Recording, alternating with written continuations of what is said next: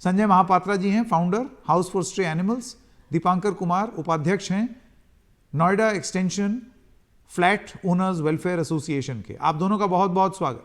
संजय महापात्रा जी, मैं सबसे पहले आपसे शुरू करना चाहता हूं। हालांकि आपकी जो संस्था है वो हाउस फॉर स्ट्रे एनिमल्स के लिए काम करती है, लेकिन ये मुद्दा पालतू कुत्तों का है और उसमें स्ट्रे एनिमल्स भी आते हैं। इसके अलावा और भी जो कुत्ते हैं, कुत्ता प्रेम अपनी जगह है, लेकिन आपको लगता नहीं है कि एक मैन एनिमल कॉन्फ्लिक्ट को सुलझाते सुलझाते हम मैन टू मैन कॉन्फ्लिक्ट पर उतर आए हैं?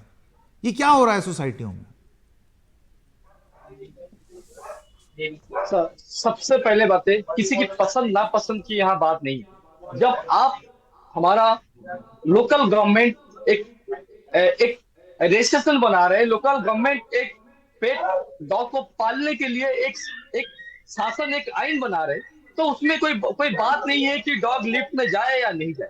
जब लोकल गवर्नमेंट, जो भी सरकार उसका नियम बना रहे हैं कि आप कुत्ते अगर पाल ले उसका रजिस्ट्रेशन कराइए, इसी नियमबद्ध से आप डॉग पालिए। अगर उसी नियमबद्ध से कोई अगर पेट ओनर को डॉग नहीं पाल पा रहे, उसी के साथ कानूनन, जरूर उसके साथ कानूनन कार्रवाई किया जाए।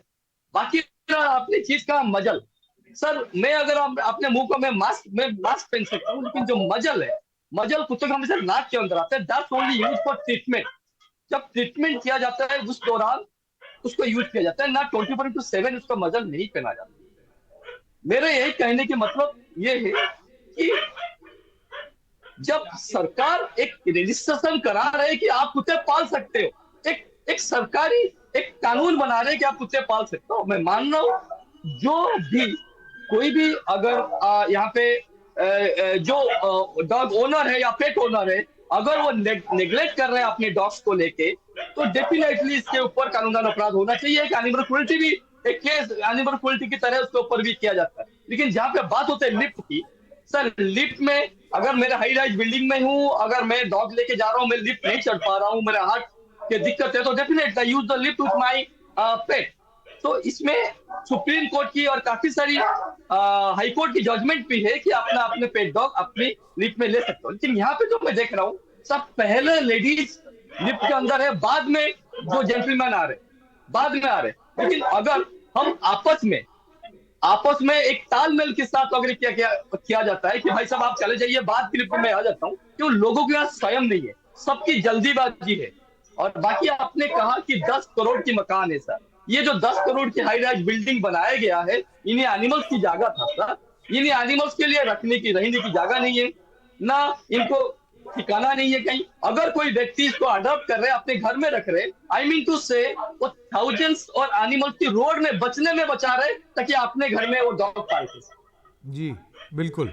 दीपांकर कुमार जी, मैं आपसे जानना चाहता हूं कि आप समाधान के दृष्टिकोण से इस चीज़ को, इस समस्या को निपटाने में आगे क्या कदम उठा रहे हैं? क्योंकि आप भी जानते हैं जो चीज़ मैं बता रहा हूं, आपने भी महसूस किया होगा कि अभी बहुत हार्ड पोजीशंस ले लिए लोगों ने। लिफ्ट में अगर कुत्ता रहेगा तो फिर हम नहीं जाएंगे। देखो अभी 2 दिन पहले एक बच्चे को काट लिया। जाहिर सी बात है लोगों का ये इमोशन आएगा। भाई जिसके बच्चे को काट लिया है कुत्ते ने, तो वो तो चाहेगा कि ज़रा सख्त नियम बने। वहीं दूसरी तरफ ये कहा जाता है कि भाई हम 20 फ्लोर पैदल थोड़ी जाएंगे, लिफ्ट तो हम भी इस्तेमाल करेंगे। बीच का रास्ता आपकी बातचीत में क्या निकला है? आपका एक्सपीरियंस क्या रहा है? सर माफी चाहूंगा, बट मुझे आपके एक शब्द से आपत्ति है। आपने जो बोला कि dog lovers versus dog haters, sir यहाँ पे डॉग हेटर्स की बात नहीं है। बात है, आपने जो अभी अभी शब्द ये बोला कि असुरक्षा की। लोग अपने बच्चों के लिए, अपने परिवार के लिए आशंकित हैं, क्योंकि लिफ्ट में जब कुत्ता होता है, सर हमें मूलभूत समस्या को समझना पड़ेगा। आज जो हाई राइज सोसाइटीज होती हैं, ठीक है, आज जो नोएडा वाली घटना हुई है वो बड़ी सोसाइटी थी, बड़ा उसमें प्रीमियम सेगमेंट का फ्लैट था। बट ज्यादातर ग्रेटर नोएडा जो है वहाँ पे मीडियम क्लास के लोग, मिडिल क्लास के लोग रहते हैं, और फ्लैटों के साइज छोटे और मंझोले श्रेणी के हैं। लोग उसमें भी सर ऐसे ऐसे ब्रीड को पाल के रखे हुए हैं और पूरा दिन वो बंधे रहते हैं, जिसके कारण क्या होता है, कुत्ता जब बाहर निकलता है एग्रेशन में होता है, और इसके चलते वो जो अपने आसपास के लोग होते हैं उन पे अटैक करता है। तो ये समस्या और ये समस्या जो है सो दिन प्रतिदिन बढ़ती जा रही है। तो हमें बीच का रास्ता निकालना पड़ेगा। तो बीच का रास्ता यही होता है सर कि जो गवर्नमेंट की कुछ गाइडलाइंस हैं, जैसे कि मजल लगाना। आखिर आखिर जो कुत्ता पालते हैं वो मजल क्यों नहीं लगाना चाहते हैं? अगर ठीक है लोग जा रहे हैं या उनको अकेले नहीं जाना है, तो मजल लगाने में थोड़ी देर के लिए क्या दिक्कत है? दूसरी चीज सर, जब ये कुत्तों को लेके बाहर निकलते हैं, ये वेस्टर्न कल्चर तो अपना रहे हैं कि घर में हम फ्लैट फ्लैट में कुत्तों को रखेंगे, बट उनका वो जो पॉटी होता है उसे उठाने की भी होनी चाहिए, ये सारी व्यवस्था होनी चाहिए। बाकी जो और भी गाइडलाइंस हैं अभी, जैसे कि आप जानते हैं ग्रेटर नोएडा, जैसा आपने बताया, ग्रेटर नोएडा अथॉरिटी ने लोगों से सुझाव भी मांगा है। तो हम लोग सब यही चाहते हैं कि बीच का समाधान, बीच का रास्ता निकलना चाहिए। और एक एक इस पालतू कुत्तों के साथ साथ एक दूसरी समस्या जो सोसाइटी में है वो स्ट्रे डॉग की भी है। काफी लोग जो है सो वो स्ट्रे डॉग को चाहते हैं कि भाई वो यहीं पे अंदर होना चाहिए, उनको कहीं भी खाना खिलाते हैं, उनको कहीं पे भी जो है सारा कुछ करवाते हैं। तो जिसके चलते ये आए दिन लड़ाई झगड़ा सोसाइटी ग्रुप्स में, व्हाट्सएप ग्रुप में चलता ही रहता है। आप इसका जवाब देना चाहेंगे महापात्रा जी? हाँ सर, बिल्कुल मैं इसका जवाब देना चाहूंगा।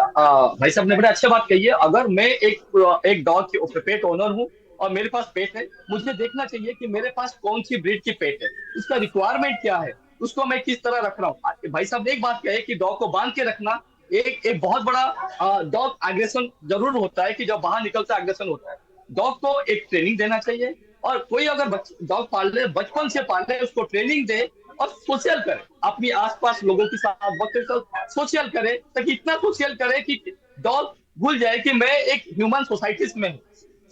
ये बहुत जरूरी है। इसका ट्रीटमेंट, इसका वैक्सीनेशन और उसका गाइडलाइन सही तरीके से मानना बहुत जरूरी है। अगर इस तरह का कोई पेट ओनर के साथ, अगर कोई पेट ओनर अपनी पेट के साथ होता है, तो इसका जिम्मेदारी पेट ओनर के पास जरूर जाता है। और बाकी एक बात मैं आपको बता देना चाहता हूँ, इस आपकी जरिए में, हमारा देश में हर जगह आपको कम्युनिटी एनिमल्स मिलेगा जिसमें डॉग्स की संख्या ज्यादा है। लेकिन मैं आपको चैलेंज देके बोल सकता हूँ सर, हमारा देश में कोई भी एक डॉग नहीं है जो आप बोल सकते हैं कि इस डॉग को वैक्सीनेशन लगी है। क्योंकि ये कमी कहाँ से आ रही है? ये कमी हमारा सरकार से, हमारे लोकल गवर्निंग बॉडी से। ये फंड जाता कहाँ से? अगर डॉग को नसबंदी के लिए लिया जाता है, डॉग को उसी टाइम बाद सिर्फ एंटी रेबिस लगाया जाता है, इसके बाद कोई एंटी रेबिस नहीं है सर। ये क्यों? तो डॉग को तो हर साल एंटी रेबिस लगना चाहिए। तो दैट्स द पॉइंट कि इनको खाने की सामान नहीं है, इनके लिए रहने की जगह नहीं, काफी सारी इनके साथ बहुत सारी चैलेंजेस है, जो लाइफ से रोड में जी रहे, तो जिसके वजह से ये सारी तकलीफ हमें देखना पड़ता है। तो वो चैलेंजेस के लिए हमारे पास मिनिस्ट्री ऑफ एनिमल हस्बेंड्री है, जहां पे सर करोड़ों करोड़ों करोड़ करोड़ फंड्स आते हैं, लेकिन ये फंड्स एनिमल तक नहीं पहुंच पा रहे। ना कहीं हिंदुस्तान में कोई सरकार के तरफ से आपको एक कम्युनिटी किचन नहीं मिलेगा। आपको जो डिस्पेंसरी है, जो हॉस्पिटल है, वहाँ कोई साधन नहीं है एक किसी एनिमल्स को प्रॉपर तरीके से ट्रीटमेंट देने की। वहाँ दवाई नहीं है, वहाँ दवाई है तो डॉक्टर नहीं है सर। बहुत सारी नेग्लेक्ट है, जिस नेग्लेक्ट की वजह से इसका खामियाजा आज हम लोग भोग रहे हैं। और दीपांकर जी, मैं आपके पास जल्दी से आना चाहता हूं और एक सवाल जरा आपसे भी पूछूं। देखिए, जाहिर सी बात है, इस सब चीज़ों को लेकर के एक तो होता है हार्ड पोजीशन, ये नियम हमने बनाया था हमारी सोसाइटी को, एक होता है सरकारी गाइडलाइन, और एक होता है सोसाइटी में ये नियम होता है कि भाई जब लिफ्ट में, जैसे कुछ सोसाइटियों में ये नियम बना हुआ है कि लिफ्ट में अगर कोई आदमी होगा तो आप उस समय लिफ्ट एकदम खाली हो तभी आप कुत्ता लेकर के जाइए। इस तरीके के भी कुछ नियम बनते हैं। अब ये क्या है ना, ये बड़ा ग्रे एरिया है। मैं 19वें फ्लोर से कुत्ता लेके चढ़ा, एकदम से एक खाली लिफ्ट थी, बीच के टावर में वो दरवाज़ा खुला और उतने में कोई एक सज्जन आ गए, उन्होंने बोला आप ज़रा बाहर निकलिए। तो ये सारी चीज़ें जो हैं, ये कॉन्फ्लिक्ट का मुद्दा लगातार बनती हैं। मैं आपसे ये जानना चाहता हूं कि क्या बड़े से बड़े मसले देश में एक कोऑर्डिनेशन कमिटी या इस तरीके की चीज़ें करके, कि चर्चा करके, जब ऐसी सिचुएशन हो तो ऐसे पॉलिसी तो इसी तरीके से बनती है ना, आपका अनुभव क्या रहा है? इसको लेकर के कोई बात भी हो रही है या एक टकराव की स्थिति बनी हुई है? क्योंकि उससे तो हम कहीं नहीं पहुंचेंगे। आप मुझे पूछ रहे सर। दीपांकर जी जी, मैं यही कहना चाहूंगा कि अभी जो स्थिति है वही बन रही है, बातचीत का कोई रास्ता नहीं है, क्योंकि दोनों एक दूसरे को ना नफरत की नजर से देखते हैं। आप देखेंगे अगर कुछ ट्वीट भी किया जाता है तो जो सो कॉल्ड डॉग लवर्स मैं बोलूंगा, क्योंकि तो वो आके इस तरह से ट्रोल करते हैं, गालियां देते हैं, लगता है कि जैसे हम उनके दुश्मन हैं। बट समस्या ये है कि जब तक आपस में बातचीत नहीं होगी, अब जैसे आपने कहा कि 19वें फ्लोर से हैं और लेके आ रहे हैं बीच में, तो हमें समझना पड़ेगा कि भाई 19 फ्लोर से या 20 फ्लोर से वो कुत्ते को सीढ़ी से लेके नहीं आ सकते हैं। वो भी जानवर भी में भी ये है, ह्यूमन मतलब प्राणी है, तो उसको इस तरह से नहीं कर सकते हैं।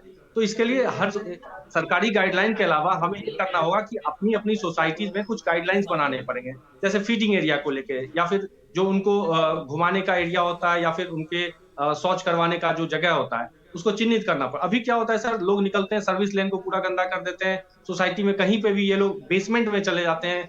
तो लोगों को भी समझना पड़ेगा कि कुत्तों को, जो पालतू कुत्ते हैं, उनको हमें किस तरह से रखना चाहिए। एक और चीज जो आज के समय में मुझे समझ में आ रही है कि ये एक देखा देखी जो है स्टेटस सिंबल बन गया है। अरे फलाना ने अपने फ्लैट में रखा है, मैं भी रख लेता हूँ, ये भी हो रहा है। जबकि आपको ये देखना चाहिए कि हम क्या कुत्ता को पालने में सक्षम हैं।